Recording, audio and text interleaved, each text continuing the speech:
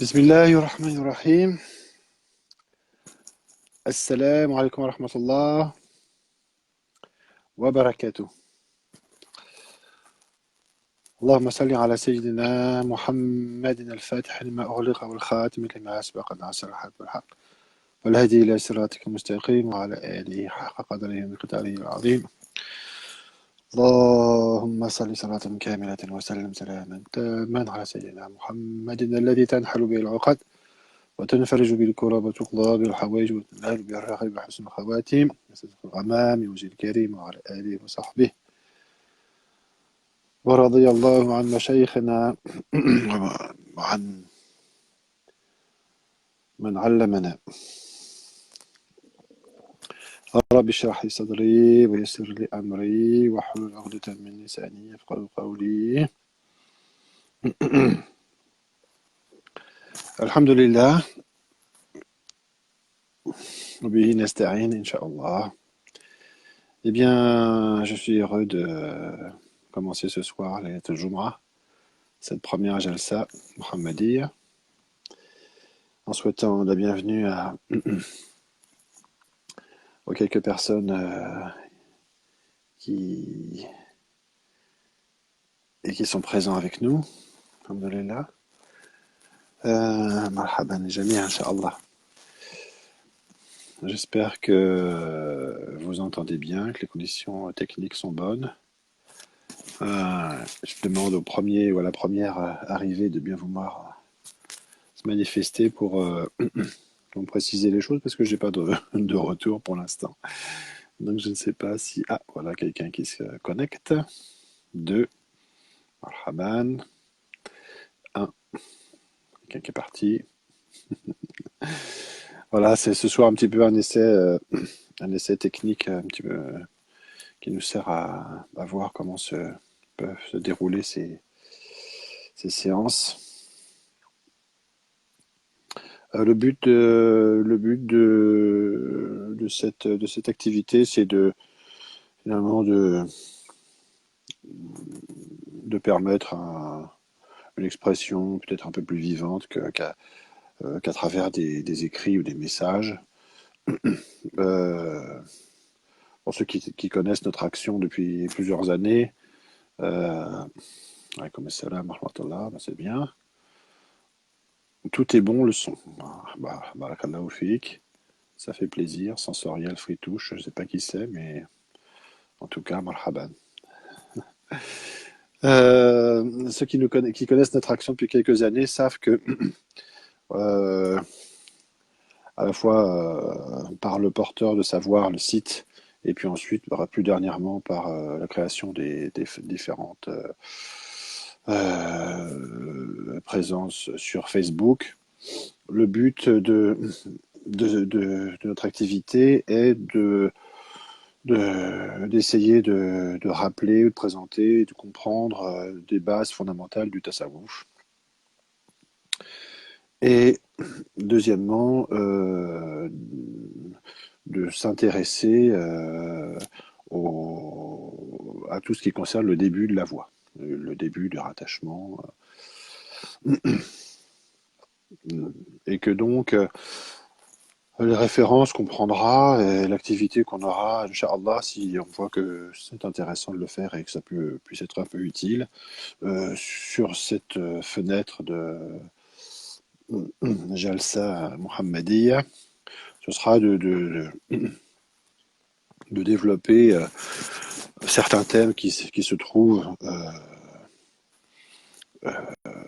sur ces différents supports informatiques, en essayant de répondre à des points particuliers dans ce cadre qui sont soulevés par les intervenants. Alors le format des questions-réponses qu'on a choisi, c'est le même format que celui qui se trouve sur le porteur de savoir, qui est en réalité de répondre aux questions, soit les questions qui sont posées directement par les gens, par les frères et sœurs, par n'importe qui voudrait poser des questions formellement, soit de répondre à des questions qu'on voit être posées dans différents endroits, de différentes manières, soit des questions qui se posent de fait sous différents rapports.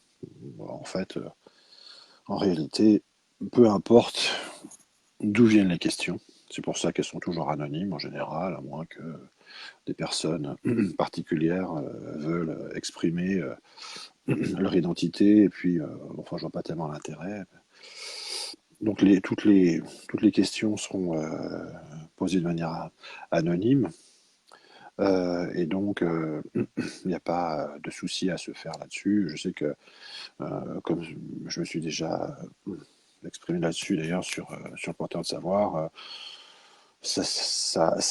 le fait que je relate, je, je rapporte dans les questions-réponses des questions qui m'ont été posées en privé, a pu gêner certains ou certaines parce qu'ils ils se sont sentis visés directement et voire trahis parce qu'on a évoqué publiquement des choses qui étaient publiques. Je me suis exprimé sur ces questions-là pour dire en résumé qu'à partir du moment où les choses sont purement anonymes, il n'y a pas de raison qu'on n'exprime pas les choses. Et qu'on prive éventuellement d'exposer sur tel ou tel point. Donc, les gens qui connaissent notre action savent aussi qu'on on a le souci de garder les choses de manière strictement anonyme et privative.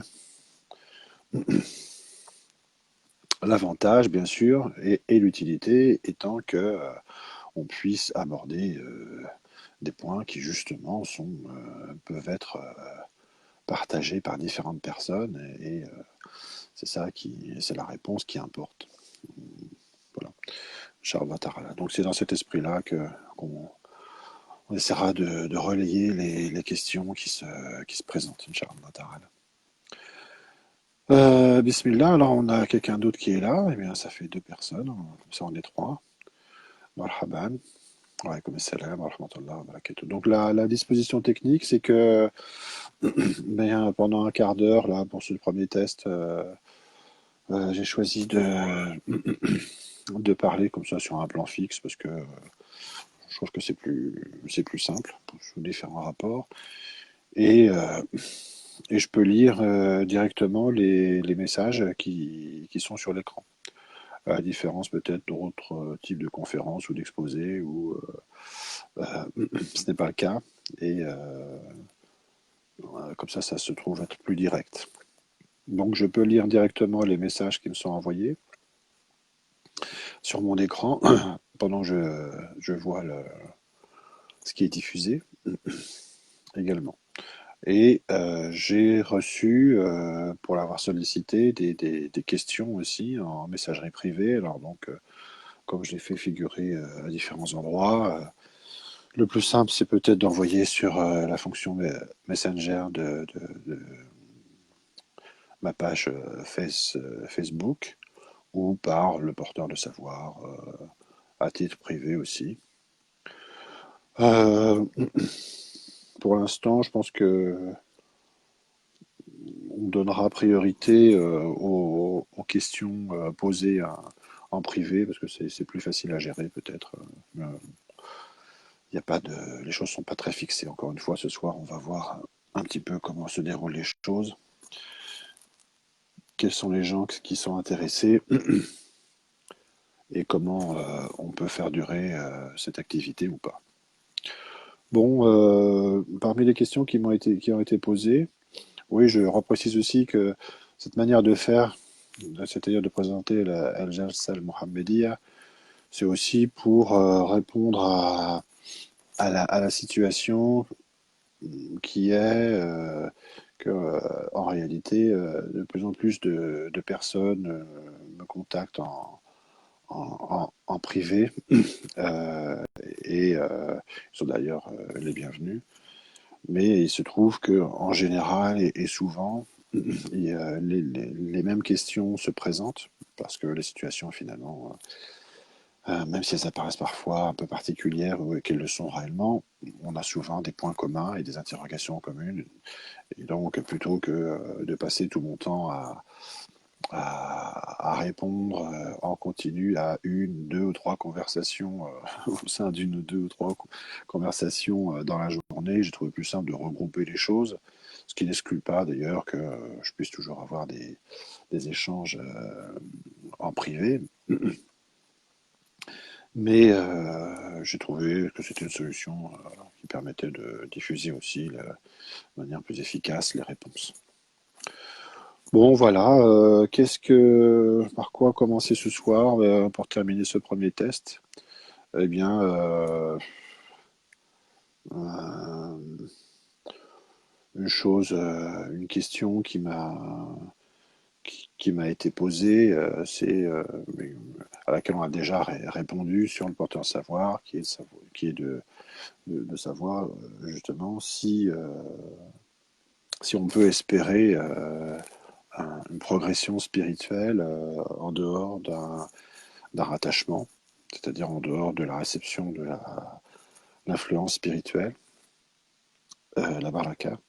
La réponse dans le cas général, qui sera toujours le cas qu'on envisagera ici, Inch'Allah, c'est de dire que selon René Guénon, qui est une référence pour nous en ce domaine, euh, il n'y a pas de réalisation spirituelle effective dans les conditions actuelles de l'humanité en dehors de, de, de la voie et donc d'un rattachement et que Cheikh Abdel Wahid lui-même définit comme étant la réception ou la transmission de l'influence spirituelle. Euh, on reviendra sur ce point-là sous différents rapports, mais effectivement, il faut bien distinguer, à la différence de personnes qui ne le font pas en tant que mouride, en tant que chercheur de la voie, et de la part de certains responsables de Tariqa qui laissent les choses un petit peu floues en ce domaine, en laissant penser que bon, c'est pas si important que ça, ou qui ne montrent pas l'intérêt du rattachement. Eh bien, les choses, sous la plume de Cheikh Abdel Wahid, René Guénon, sont assez tranchées. Il n'y a rien à espérer d'effectif sans réception de la baraka. Donc il faut bien distinguer si on peut dire, les deux domaines. Euh, une des conséquences, parmi d'autres, de cette règle-là, c'est que il faut envisager avec une grande prudence et un grand discernement les activités qu'on peut avoir euh, quand on n'a pas reçu cette influence spirituelle et qu'on désire utiliser des oraisons ou pratiquer des rites qui sont ceux des organisations des toulouks. On ne, la règle étant que dans ce domaine-là, tant qu'on n'est pas rattaché, on n'a pas à mettre à mettre en œuvre des pratiques qui sont des pratiques de tariqa. Bon, voilà. Je pense que pour cette première fois, on peut s'arrêter là. Déjà, on va pouvoir avoir vos retours, Inch'Allah. J'espère que les gens qui ont été là ou qui pourront lire écouter cette jalsa me feront le plaisir de nous présenter leurs commentaires, qu'on puisse s'améliorer, Inch'Allah. Sachant que, comme on le voit, moi je ne suis pas un professionnel de ces activités et que tout cela a un caractère un peu improvisé, mais sous la contrainte de la nécessité, si on peut dire, parce que que beaucoup de choses qu'on a pratiquées depuis des années, on les a mises en œuvre et on a essayé de développer des réponses et des, et des, de mettre en œuvre des différents développements parce qu'on considérait que c'était nécessaire, que des choses n'avaient pas été dites ou pas de la manière qui nous semblait la plus intéressante ou plus utile, et que aussi pour éviter ou pour contrecarrer certaines erreurs qui avaient été prononcées par contre de manière assez franche, il était nécessaire de, de s'exprimer, même si on s'estimait à titre personnel très loin d'être compétent en la matière. Voilà, on espère qu'Allah Ta'ala nous aide dans cette voie et que on pourra procurer, présenter à chacun des choses qui leur sont utiles en ce bas monde et en l'autre, Inch'Allah Ta'ala. Wallahu a'lam wa barakallahu fikum. Assalamu alaikum wa rahmatullahi wa barakatuh.